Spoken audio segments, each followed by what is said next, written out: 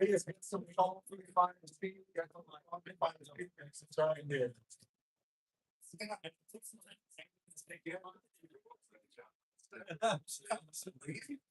mean, I got. No, it's. These days.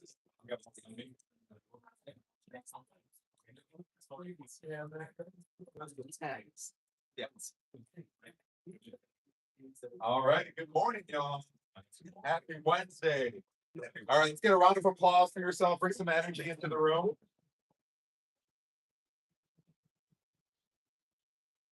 Right. You guys made it out to 1MC. Hey, Charles, I think there's a couple chairs back there if you can see. So 1 million cups, you made it nationwide at 9 a.m. every Wednesday. 110 communities are getting together over coffee and a venue to celebrate entrepreneurialism and be in a room together and figure out what solutions they may offer each other. So in 2012, 1 million cups started just in that way with coffee in Kansas City, and that grew to 110 communities nationwide. That is a nonprofit started by the Ewing Kaufman Foundation. With 110 communities, 2 presenters every Wednesday morning present for 6 minutes. They get 20 minutes of feedback in their business. So usually the presenters are under 5 years old in age. It could be from a solidified idea all the way to a revenue generating business. But with that, they sign up to present. They get 6 minutes to present, and just it's not a pitch. We just share where we're at and we're in our business, and then the community gives them resources, answers any questions, and gives them any introductions that may be useful. So today, if I could have you scan the QR code up front. Again, we are a nonprofit. This is the main way we track attendance, and that helps the funding. So please scan that QR code to register. It just asks for your email. Give you a sec to do that here. Whose first time is it at 1 million cups here? Oh, welcome. Oh. And who has presented here at 1 million cups before? All righty.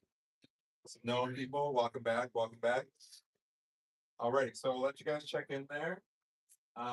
If you guys are interested in following us on LinkedIn, on Instagram, or you're interested in being a presenter, talk to one of us in the room with a t-shirt on. Zeko here as well.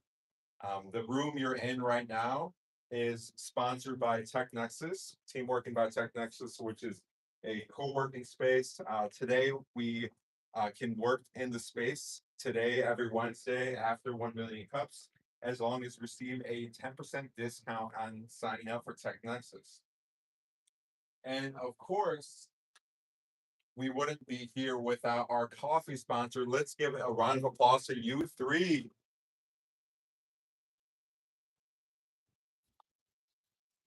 And Forest Park keeps us caffeinated. I'm a super huge supporter. They've been with us the past year. We just hit our year mark in April. So we've been at it for a while, and ever since then, they've been with us along the way. Last but not least, Shy IRL. A couple of us in here volunteer for the Chicago Tech Collective. It's a collective here in Chicago of techies. They made shyirl.com, which is a huge resource for startup and tech events in Chicago. It pulls from Luma, Meetup, Eventbrite, all the great sites to list it all in one chronological format. So visit Shy IRL. All righty. So enough about us. Let's go ahead and get started with a presentation by Anna Mini with ICLEI. Let's get a standing ovation for her.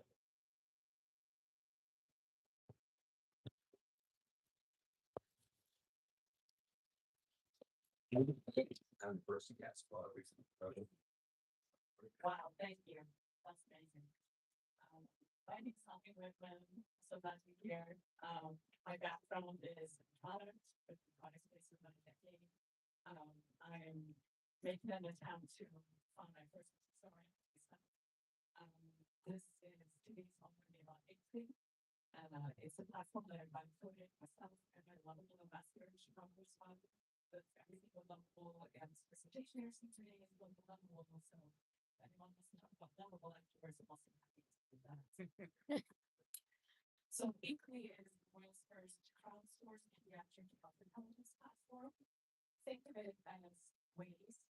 So Waze, the app where you, as you drive, you're reporting issues on the road to other drivers. It's that, but for children's health. So my father's story is during COVID, I became a mother. And now I have two little kids, I'm pregnant with my third. Children get sick, small children get sick 8 to 12 times per year. And it's very difficult to understand what is actually going on in your school, in your community, and in your zip code. This kind of data for any granular level doesn't exist. So the foundational problem here is that the pediatric health ecosystem is running on fragmented, siloed, and delayed information. For parents, we find out about outbreaks days after the kids were exposed. Schools and daycares and communities, they don't have a specialized tracking system to track illnesses or spreading. On the healthcare side, this means that healthcare providers have blind spots, so urgent cares, pediatric centers, they don't have a way to forecast surges locally. And on the far side, this means billions of dollars is wasted every year on for demand forecasting. So the more I dove into this topic, the more I realized it's not a one-sided problem, but it's actually an ecosystem problem of information asymmetry. So here's the vision for ICLEI. ICLEI is the one data layer that connects all the players in the pediatric health ecosystem. So the parents are the input, they report the symptoms. Real time, locally, tag the school, tag the symptom. We get this data layer that can then be fed into the schools, the daycare providers, the pediatric centers, the farm companies, and so it becomes one data layer that connects them all, and the data can be consumed and used in different ways depending on which part of the ecosystem is being used. As a result of this multi-sided nature, the business model will also be multi-sided. So for the school and the district side, there's a premium school page that the providers can manage their health records each time to get access to the real-time data and to report symptoms themselves. This is what I'm showing you monthly fee for. On the consumer side, the parents will have a premium plan to get advanced health alerts, subscribe to multiple schools, etc. The healthcare providers will have more of an enterprise SaaS platform plan that I can charge high fee for monthly. And then the pharma and research side of things is also more of a data SaaS platform. Anonymized data, aggregated, but granular down to the zip code and the school level. So what I've so far is I've done style data, and it's my concept monthly in Chicago. I've screened more than 1,000 schools in the Chicago region, and I have school pages that are SEO optimized and get traffic. And I have at this point 1,000 monthly visitors, my first 100 registered users, and about 30% contribution rate. So 30% signing up, they're actually contributing with symptoms. The follow rate is slightly higher. So it's important for you to get a balance between like the contribution and the follow rate, because that's the heart of the ecosystem. My expansion phase, so right now we're focused on the parents in schools. So we'll come out the first phase is parents in schools, second phase is pediatrics urgent cares, and third phase is enterprise pharma. So we're focused on penetrating the parent and school networks, because that's like where the value creation, the actual data set is where it comes from. And then once that's in place, probably for the next season, I will have more focus on building out the pediatric and urgent care side. So why we did that, there isn't actually a product in the market that is localized health intelligence for pediatric health data. And we also have the first mover advantage. the more symptoms that you guys will report, the more valuable our platform will be. So how can you guys help me? I have, number one is product feedback. If you are parent small kids or you don't parent small kids, I have these little cards I will share with you guys today to give to a friend. Ask them to try the platform or try it yourself. Provide feedback via me, give feedback in my flows on the products. Spread the word, winter market strategy advice is something I'm looking for. My mom's work to the very hyper localized penetration on a localized community. And like that's some advice that I could use. Then intros to pediatrics, urgent care, schools, experts in the pharma space. I've talked much further on the parents and school side than on the other side on the pharma space. So that's it. That's been the future of community health intelligence together. I want to remember them. Thank you.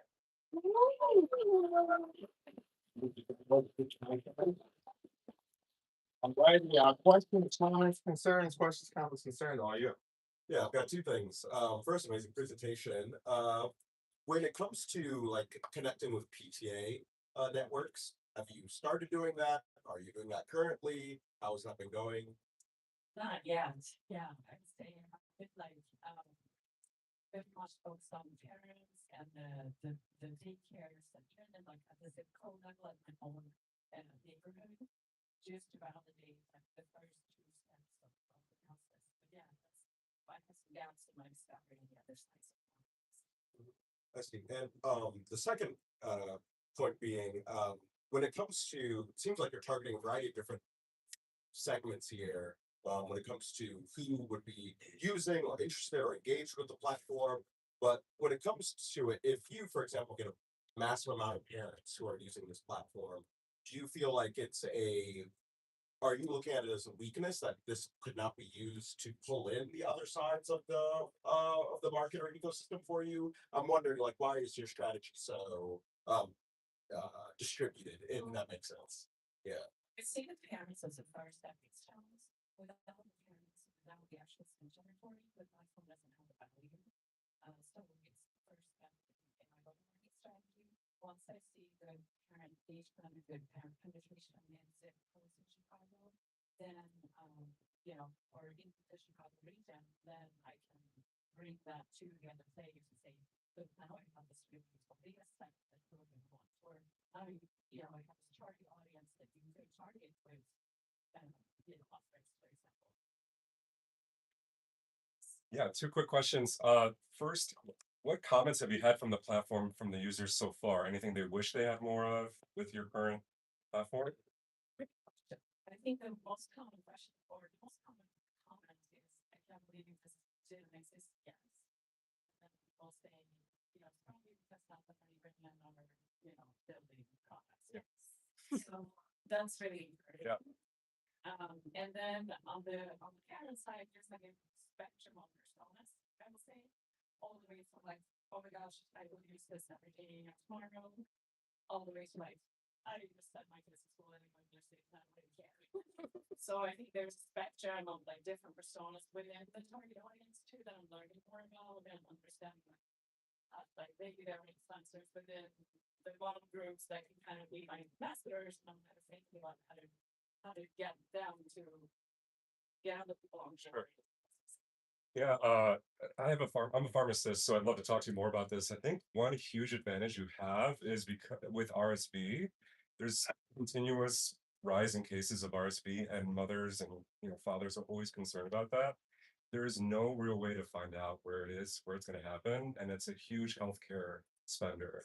So if a community knows there's an RSV outbreak, that's a huge advantage proactively. Thank you. That is such a validating point. Yeah, I've experienced that myself. Every time we get something wrong with the RSV, nobody knows. Right. We'll talk some. Either Taylor. How much contact have you had with local public health departments?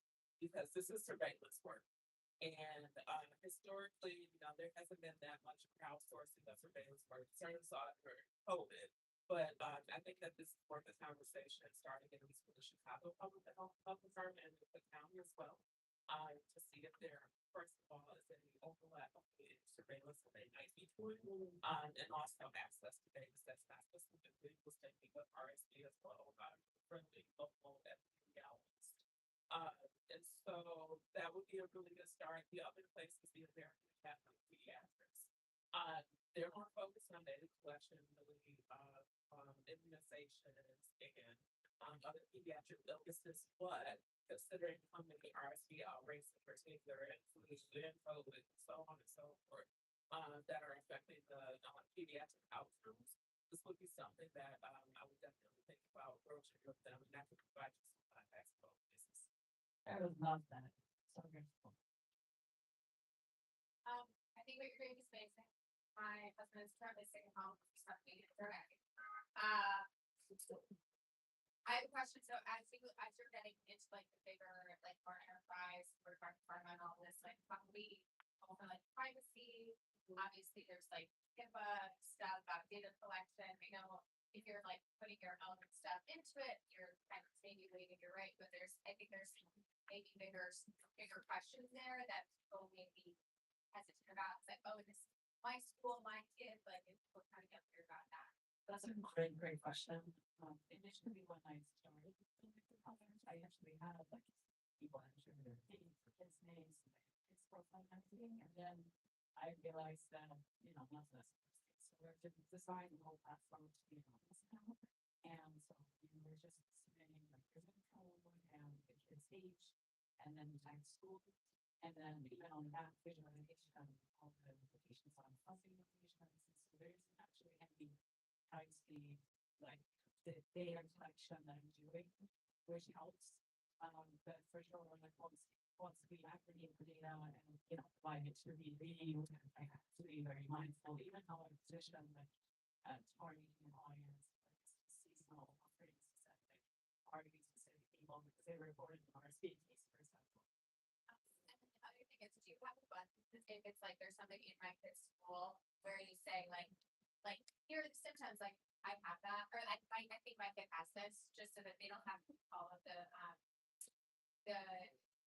don't have to put all this things like, oh, I'm running a fever, it's like if they just like match whatever it is, just one single one. That's a great idea. I will add that to the quick report. Yeah, right now it's like my kids are saying you report your kids or not great. Yeah. And then as you fairly it's not even form the symptoms, and just yes or no, get in the chat. And then so then you just subscribe to school and but I might want to bring in mind. Nice. Alrighty, let's give a round of applause. Thank you very much. Alrighty. Great presentation. I don't have kids yet, but I'm prepping for it. Just a quick shout out, when you present, you can upgrade from one of these bad boys to one of these. This is a 1 million custom model. You do get that when you present. Another shout out, is there any community events happening this week into next week that we want to give a shout out for? Any community events? I have one. There's Sunrise Pilates Yoga at Oak Street Beach on Sunday by Women in Peace. It's a nonprofit supporting professional women. So that's Sunday morning at Oak Street Beach. What time? 5:30 a.m. Photo shoot at like 5:30, and I think the actual Pilates starts at like 7 a.m. So for those who want the sunrise photo shoot, 5:30, I will be there. On Tuesday, right after Memorial Day, we are starting at Buffalo Coffee, and then there's the community builders that's all. So come join us for the walk. We're having a little meet and greet at Fabric Chicago afterwards, and you can find the information on the Nice. What time? yeah, What time? 5:30 p.m. 5:30. All right. On the river. Fondo back there. I just wanted to correct the thing before. I'm out on Montrose Harbor at 4:30 in the morning. By 5 o'clock, there's already hundreds of people out. So you're not gonna be alone. There's tons of people. Summertime shy, there it is. Yep, go.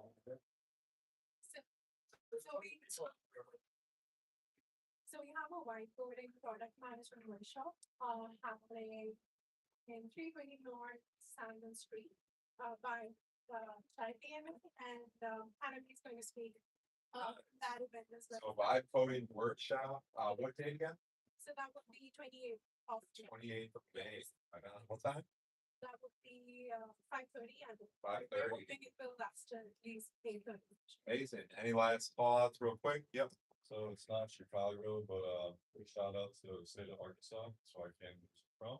Hey, there you go. If you guys are ever in town, I'd love to hear your tour guys, so please hit me up.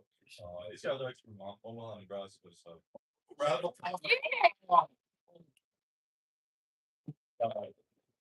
You guys like cool big tour guys? Yeah. Nebraska, They accept tips. so. Right on. Well, that's amazing. Well, let's continue the show. Let's give a standing ovation for Peggy with Scout.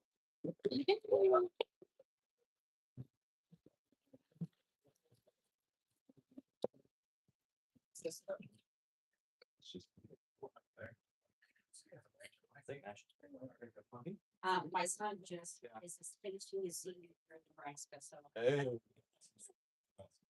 I am so excited to be here with everybody today and talk about, this is my 5th company. And I'm on the 5, and I've had 3 exits and I'm 57. So if you're in the room thinking I'm too old or I'm too busy to really put time into what you care about, you're not, because if I can do it, you can. And I'm not the smartest person in the room. Right? So, raise of hands. Who in the last week has received a cold email? Okay, or sent a cold email, right? They don't. They don't work. We know that. Oh my goodness, you can't see this. So this says 11% higher, 11 times higher when you do a warm intro to somebody, or you get a warm intro, and 72% higher of deals will close when they're coming from someone that is a trusted network. So that's really why I built Scout. With all of the companies that I've done, the hardest thing, in my opinion, is truly like founder-led sales growth. Because not to say anything against vibe coding, because that's really why I was inspired to do this, to solve vibe selling and vibe distribution. Because the selling role, like if you don't bring money into the company, it doesn't do anything, right? So it's so critical, especially if you've raised capital, that you have to start making money fast, because those investors get so this, again, you probably can't see it, but most founders or people that are in growth or sales positions spend a lot of time on LinkedIn. There's a lot of depression for founders. We end up sending cold emails because that's what we think we have to do, or you spend a lot of money on products like Instantly. Nothing against Instantly, but I've done that, where you get 20,000, 30,000 emails, you blast out, and you're getting less than 1% return. And then it's like, they're not even the right people. It's not about messaging. I think it's the way it's being delivered. And then you're constantly hoping somebody responds 90 days later. If you don't have product market fit, you're either going to run out of money, add to more depression, or the business is not going to make it, right? So what I wanted to do with Scout was just help that founder that I've been get there faster. And be excited if you've ever really done sales. I don't know how many people in the room here have done sales. You wake up virtually every morning like, oh, I've got to do this again. Like, where are new people going to come from? And then it's every quarter and every month. There's a constant struggle, right? So I wanted to make that easier for people. And it's all about the relationship signal and the data, truly. But you have to have the relationship part first, in my opinion. So I'm going to kind of just jump more into the product. Okay, mapping your network. One of the first things we do at Scout, you can choose to integrate your Gmail, your Outlook, your LinkedIn. Think about this. Anybody that spends time building a network of anywhere, right? You probably I've got maybe 8,000 LinkedIn followers. When I mapped it into Scout, I don't know if you can see it there, it's actually 2,192. And when you really look at your network with content, context, and strength, I have less than 2,192 that came up that it met all those criteria. And what we do is then we map your first, your second degree connections. Based on strength, based on context, and then this particular screen on the home screen, you go down a little bit farther, and then it actually outlines all 2,000 people. What your context, like how do you know them? What is your strength score with them? And what you can do is then warm up your network. Okay. What's also critical about that is like, Emma is she's going to go do fundraising, and out of her 2,000 people in her network, nobody's an investor. That's going to be a problem. So then you figure out who's in your network, how to warm your network back up, and then it makes sales a lot easier because amazing people will open up doors for you. Every single person in this room, if I don't get to talk to you today, you can call me after this. I will help you because my entire business, all 5 of my businesses, grew because somebody helped me.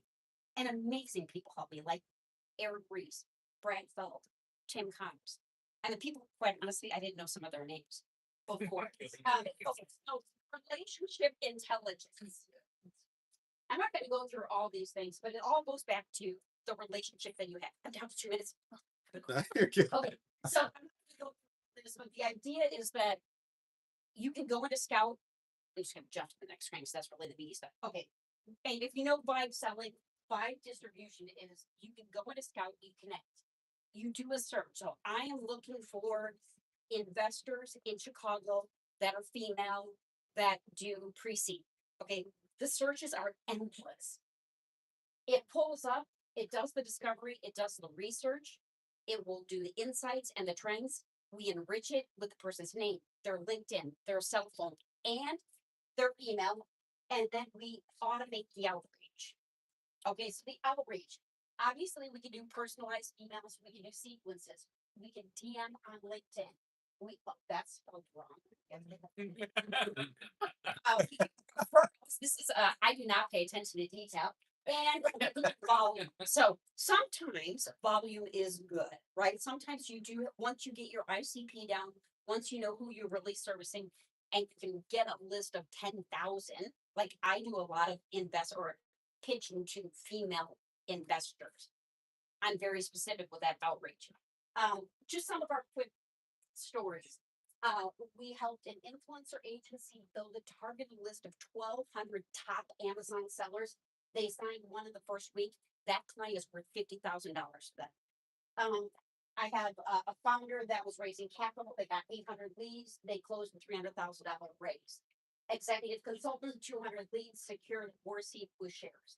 Accounting firms, we helped mergers and acquisition firms, and a 2-sided wedding place for a wedding planner. So awesome. You guys, she had an awesome company, but she didn't know how to scale to new cities because she didn't know who the vendors were in the city. So we basically just pulled all the data on all the wedding venues in that city, and we matched and integrated it with who were the party planners. So then she could go do her raise, and she had a scalable system.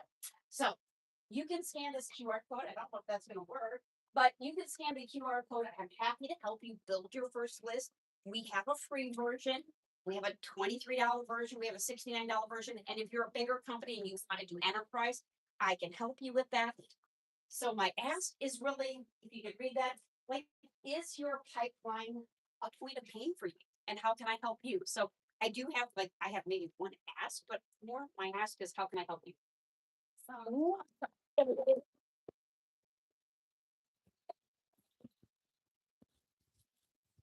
I've got a quick question, so. if you ask me anything technical, my CTO is. First of all, I think it's a brilliant idea about it. They found LinkedIn from help.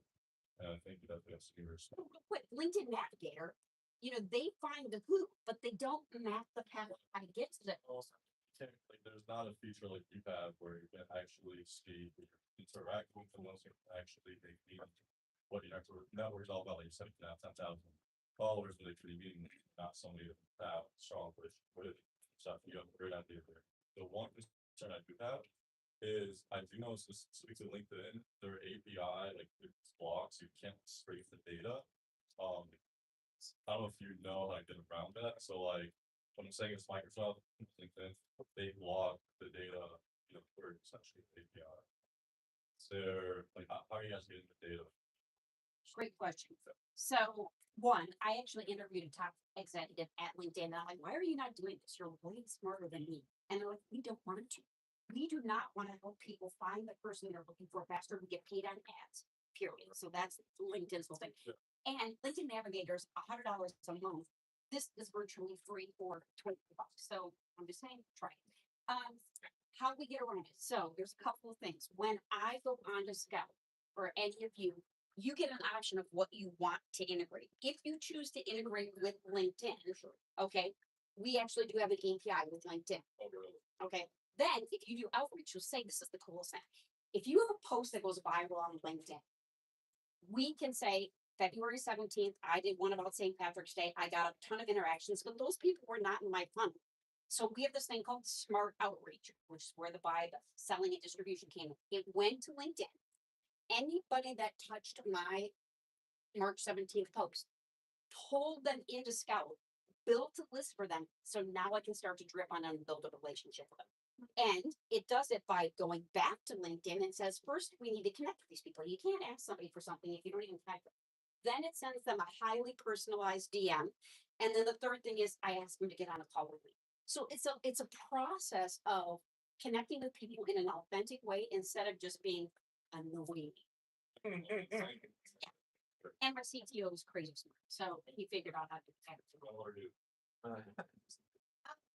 Can I integrate like my phone contacts that you have email like this? Because like a lot of my friends, especially current like as an adult that I've met the last several years, I'm not connected to those people on LinkedIn, but those are actually like I'm from Joplin. Those are the people I'm most connected to who like if I knew the companies they worked at, which I don't, but might have a role there that I could like.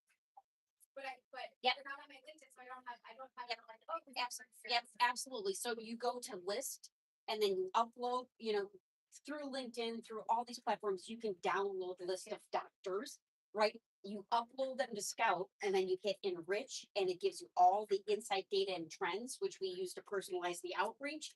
So your friends, you may have their cell phone, but you don't have their LinkedIn or you don't have their email, or again, a lot of databases out there that we're scraping data from are stale.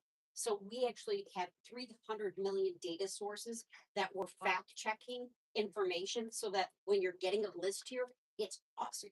And then how are you using the data that I We don't use any data. All we do is you use it for yourself. So people are like, my Gmail. I'm like, well, it's for you. I mean, we're not using it for us. Now, what we do have is a social graph. So if you integrate and I'm your friend and you ask me to be on your Scout team, you're not only searching your network, you're searching mine because I love and trust you, and I'm willing to let you search my entire network. That's another level people ask for. And it's usually like myself, my investors and my advisors and my team. We have a team and we all integrate each other's connections. And that's why I came to Daniel, because I'm like, you would leave a room like this, and wouldn't it be cool to like tap into everybody's network? Well, you have to have a level of trust to do that, but so that's the only people that are using each other's data that have agreed to do that. Ready, last one or two questions here? Any more final remarks? Yeah, Alfonso? Do you have any success that I would say information in regards to who implies to when they get reached by this? Yes. So you have your list, and I probably have a couple hundred different types of list of people like this room. I'll help while you build a list. And then if I open the list up and she reached out to 100 doctors, it'll say, this doctor responded on LinkedIn. This doctor responded via email. This person unsubscribed. This person. Oh, yeah. So I know I could talk. No, that's, yeah. Bill, but if there's any other questions, let me know. I'm gonna be here for as long as you guys need me. All righty, round of applause.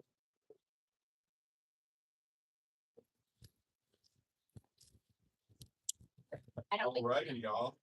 Two great presentations. That is 1 million cups. So three key takeaways. One, if you want to volunteer, it is very light workload. Coffee is the best part, of course, and the networking. We're here every Wednesday. Two, if you want to present, your business has to be under 5 years old. It doesn't matter what kind of stage or revenue it's at, just under 5 years old here in Chicago. And then 3, please come and hang out every Wednesday. I am gonna ask if y'all could take a quick selfie with me. I finally got this thing working. Bust out. All right. I'm not sure if I can want to fit. I'm just gonna go right in the middle. 3, 2. Nice. All right, thank you all. Have fun hanging out.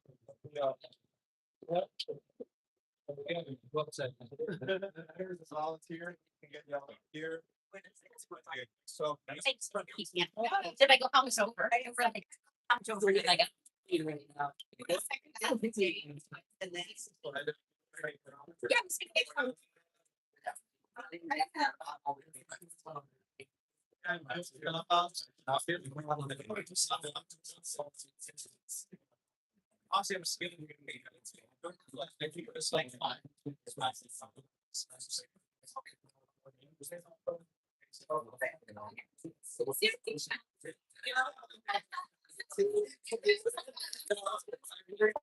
So, Mary, good to see you.